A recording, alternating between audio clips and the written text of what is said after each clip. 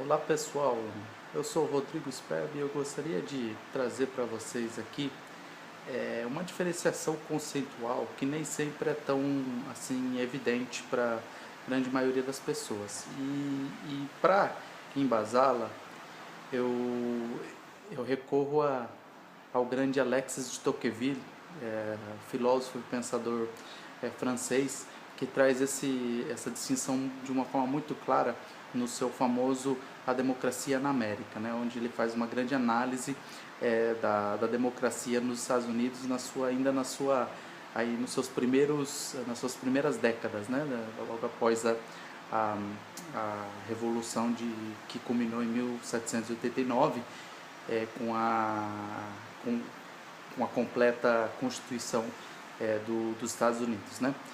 Bom, qual que é essa distinção? É a distinção dos conceitos de centralização política versus o conceito de centralização administrativa.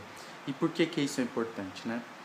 Bom, para começar, centralização política significa, na prática, você ter uma uniformidade, um controle, um rumo único e uniforme para uma nação. Então, ela na verdade, mais um benefício que um malefício, né? É importante você ter tal uniformidade. E o próprio Estados Unidos, já trazendo a obra aí já de Tocqueville, é uma prova disso, né? Porque ele se organizou de uma tal forma que ele tem uma centralização política que culmina na união para os assuntos que são mais relevantes, né? Então você tem uma uniformidade.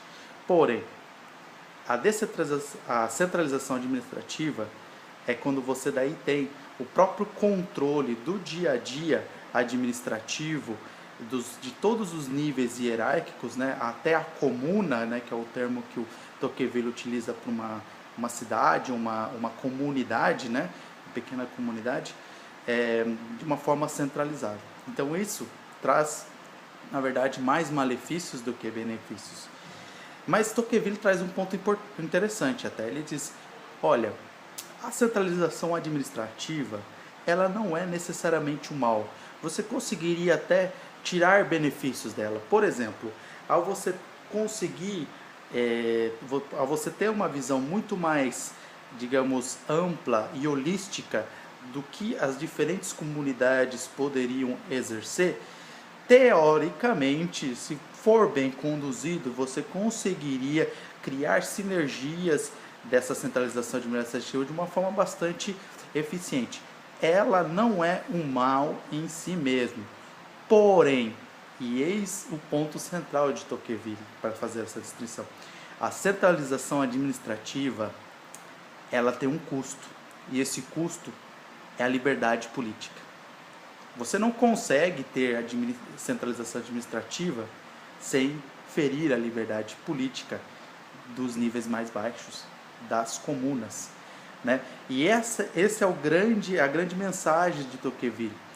Então, ter descentralização administrativa, que é, aliás, a grande origem da democracia na América, e por isso ela criou tamanha pujança ao longo dos séculos, que vem mudando até ultimamente, diga-se de passagem, mas a tamanha pujança para se tornar a grande potência das últimas décadas, dos últimos séculos até, veio dessa herança de uma completa descentralização administrativa, onde aquilo que só convém ao local é cuidado no nível de comuna ou de township, como os Estados Unidos costumam chamar. Somente alguns assuntos passam para o próximo nível, que é o nível de condado ou de county, né, nos Estados Unidos, e depois para o estado, e somente poucos assuntos é que chegariam à União. É dessa forma que os Estados Unidos foi constituído. E por isso que eles sempre tiveram historicamente tamanho amor pela liberdade política, porque se você tem o total controle da sua comunidade, se você tem o total influência sobre aquilo que vai ser feito nessa comunidade, você fatalmente envolve-se muito mais. E ao envolver-se muito mais, você tem um sentimento de pertencimento muito mais forte. E que combina, no longo prazo, na verdade, na pujança de uma nação e na pujança de um sentimento nacional muito forte, que é o que os Estados Unidos têm, se você parar para pensar. É o que a Europa, Tocqueville faz o paralelo, então, não costuma ter, porque a Europa não teve essa tradição histórica de uma descentralização administrativa tão forte, muito pelo contrário, uma centralização administrativa muito forte.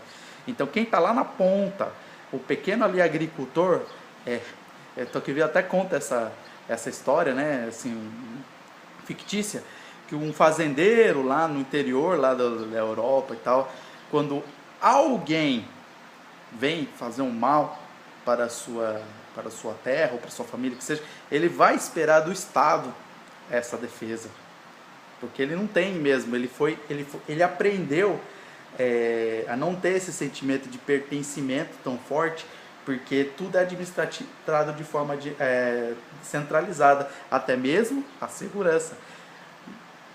Fazendo um paralelo, o que aconteceu nos Estados Unidos numa situação similar? O próprio fazendeiro ia dar conta de fazer a segurança da sua família, porque ele tem um sentimento de pertencimento, ele sabe que a segurança da sua família é algo que lhe cabe, assim como a segurança da comunidade é algo que lhe cabe à comunidade. Então, é um sentimento de pertencimento que culmina num sentimento de nacionalismo até muito mais forte.